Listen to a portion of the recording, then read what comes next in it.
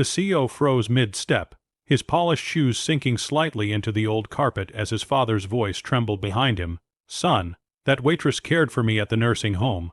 Those words didn't belong in a place like this.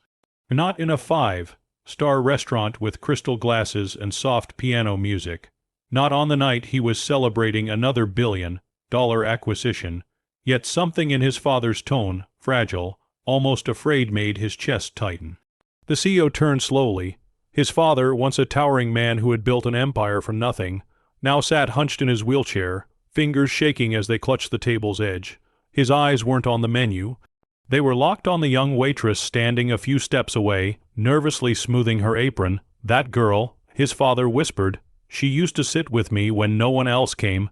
The CEO frowned. He glanced at the waitress again. She couldn't have been older than 25, tired eyes, a forced smile, the kind of face you forget the moment you leave a restaurant, or so he thought.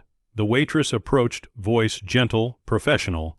"Are you ready to order?" Before the CEO could answer, his father reached out, gripping her wrist with surprising strength. Tears welled up in his cloudy eyes. "You used to read to me," the old man said.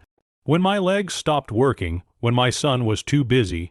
The room seemed to shrink. The CEO breath caught. Too busy. The words struck harder than any insult. He had funded the best doctors, the finest nursing home, the most expensive care money could buy.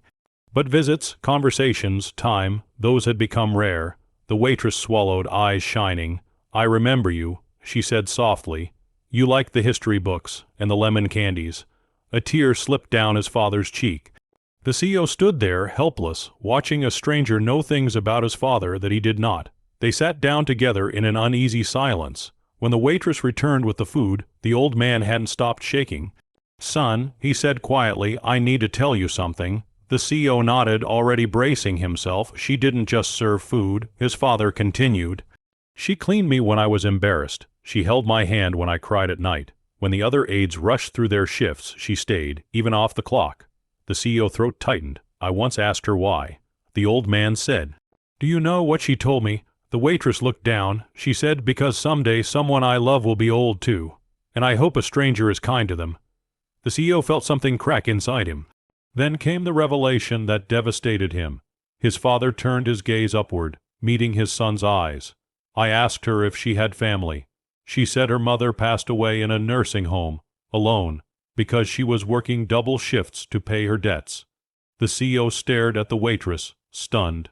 "I was serving your father," she said, voice trembling, "while my own mother was dying 2 floors away, in a different building. I never made it in time."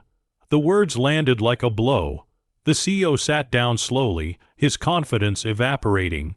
In that moment all his wealth felt small, all his success suddenly hollow. "I didn't know," he whispered. "I never asked." His father squeezed his hand weakly. "That's why this hurts, son. You built an empire, but you forgot the people inside it." The restaurant faded away. All that remained was the quiet truth hanging between them. The CEO stood and bowed his head to the waitress. "What's your name?" "Emily," she replied. "Emily," he said, voice breaking, "thank you for loving my father when I failed to." He did something no one had ever seen him do before. He cried. That night the CEO didn't just leave a tip. He paid off Emily's debts. He funded a scholarship in her mother's name, and more importantly, he changed. He started visiting his father every day, listening, reading, sitting in silence when words weren't needed. Because sometimes the greatest lesson doesn't come from success or power. It comes from a tired waitress who reminds us that kindness still matters.